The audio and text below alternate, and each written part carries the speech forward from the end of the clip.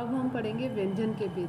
उच्चारण की भिन्नता के आधार पर व्यंजनों को 3 भागों में विभाजित किया गया है: स्पर्श व्यंजन, अंतस्थ व्यंजन और ऊष्म व्यंजन। स्पर्श व्यंजन वो व्यंजन होते हैं जिनका उच्चारण करते समय हमारी जो जीभ है वो मुख के किसी भाग को स्पर्श करती है और वायु कुछ क्षण के लिए रुककर झटके से निकलती है।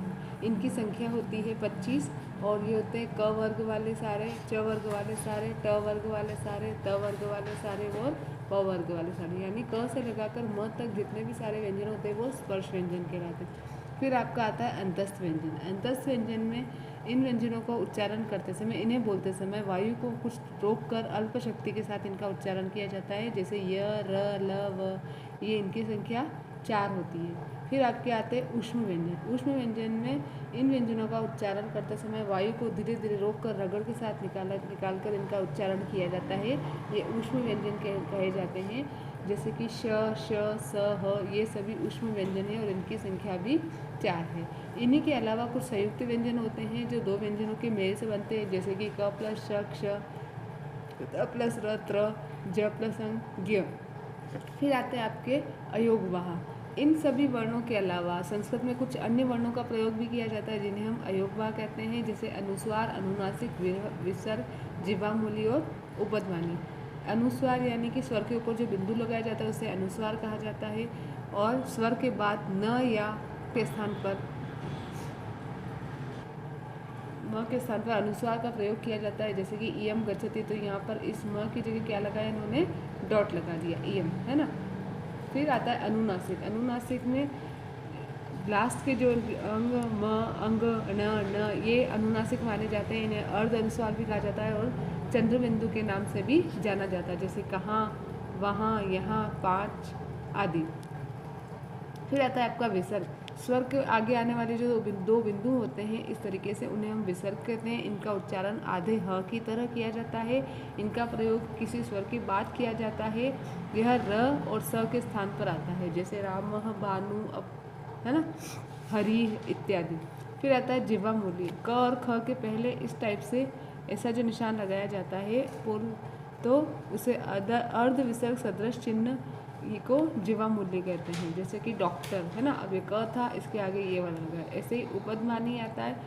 इसका प्रयोग भी प एवं फ से पहले किया जाता है।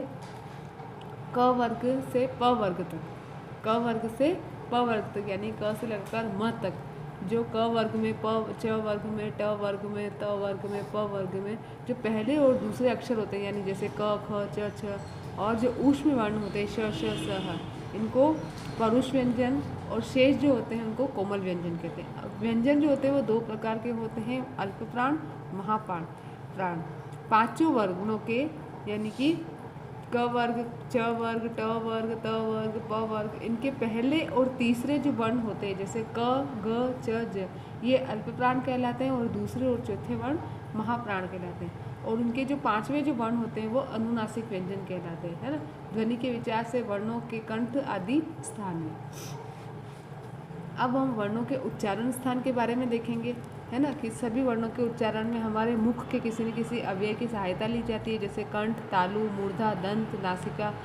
तो इन्हीं के बारे में हम पढ़ेंगे। फिर आता है आपका कंठ। कंठ से उच्चारण किस किस का होता है, देखो अ, आ और क वर्ण, इनका उच्चारण स्थान कंठ से होता है, इसलिए इनको कंठ कहते हैं। फिर आता है तालु। तालु से होता है छोटी ई, बड़ी ई, च वर्ग, च, छ, ज, अंग, और य और श, तो इसलिए इन्हें तालव्य कहते हैं। इसमें इनका उच्चारण करते समय हमारी जो जिह्वा होती है, यानी जीभ होती है, वो तालु को स्पर्श करती है। फिर आता है मूर्धा। मूर्धा में री, फिर री और ट वर्ग, ट, ठ, ड, ढ, न और र और श, इन सभी का उच्चारण स्थान मूर्धा है और इन्हें मूर्धन्य कहा जाता है। इनका उच्चारण करते समय जिह्वा के ऊपर के दांतों के साथ ऊपर खुरदरे हिस्से का स्पर्श करती है। फिर आता है दंत। दंत में ल, त वर्ग, त, थ, द, ध, न, र और स का दंत उच्चारण स्थान होता है। दंत स्थान से उच्चारित वर्ण दंती कहलाते हैं। इन वर्णों का उच्चारण करने में जिह्वा दांतों का स्पर्श करती है।